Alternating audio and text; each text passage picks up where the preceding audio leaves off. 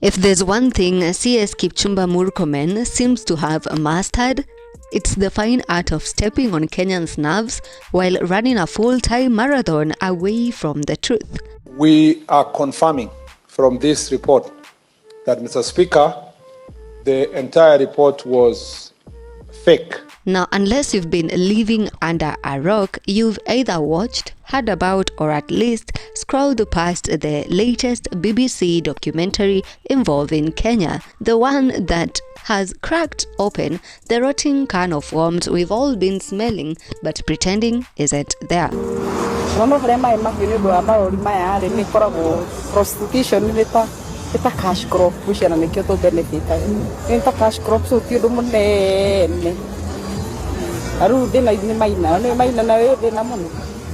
Turns out, Mai Mahiu is not just a dusty stopover between Nairobi and Naivasha. Instead, it's a full-blown pit stop of sin, a trucker's paradise with lorries, trailers, and enough hidden business to make your stomach turn. Behind the curtain of fuel stations and hoteliers selling tea and mandazis, there's another market. One that sells innocence by the hour.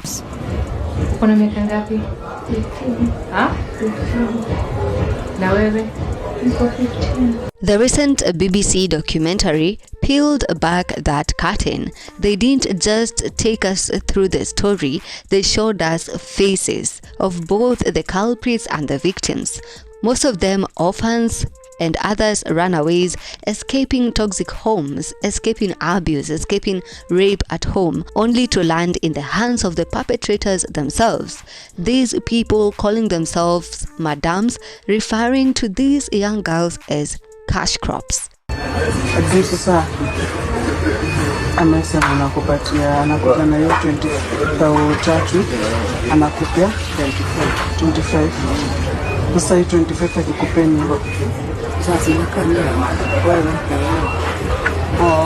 These are the real CEOs of evil, women pimping these girls to men old enough to be their grandfathers.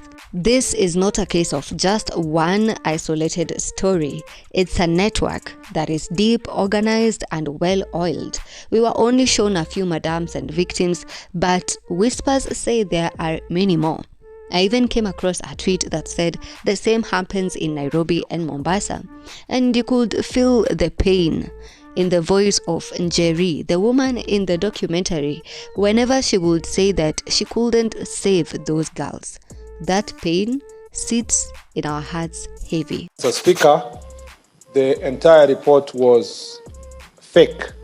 But not everyone's hearts. Murkomen is on another frequency. While we are still picking our jaws up off the floor, he stands before Parliament and boldly declares, drumroll, that it's all acting. Mr. Speaker, and who they are, what they do, and why, what was the motivating factor when they were posing as children. According to him, the BBC documentary was just a drama series.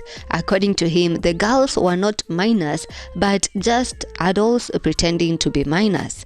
You could almost hear the collective what ripple through the country from everyone who heard him say that. He goes ahead to refer to the documentary as just a hoax, questioning why there was financial gain among the partakers of the documentary. Now, we will not sit here and lie to each other that we expected more. These people are known to deliver the least, but this is honestly bottom of the barrel, and it is what makes the blood boil. These are the very people who are meant to fight for these girls, the ones in power, the ones with the legal authority.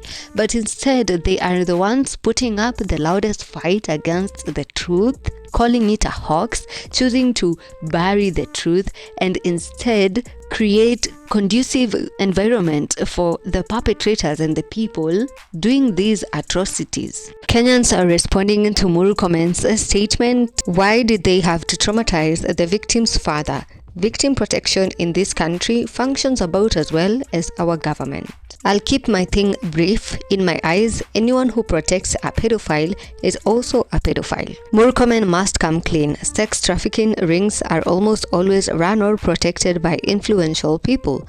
So when a CS rushes to call an exposé a hoax, Kenyans have every right to demand, declare your interest or step aside. And when you see such statements being issued after such revelations, you ask yourself, so what now? What about the girls still in Mai Mahiu tonight, being sold for the price of a lunch plate?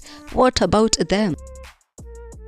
BBC have also countered the statement from Murkomen defending their documentary. Mr. Murkomen also alleged that the BBC had promised financial reward to contributors. The statement from the broadcaster stressed that the victims were offered no financial incentive to share their story. For clarity, none of the contributors featured in this film were paid, offered payment, or coached in any way. Mr. Murkomen added that the victims interviewed by BBC Africa Eye were posing as children. The BBC says the documentary was clear that those interviewed were adults recounting experiences of abuse that occurred when they were underage. BBC also says that the two women who were exposed as madams have so far not been apprehended, with Murkomen having said that they had not been found.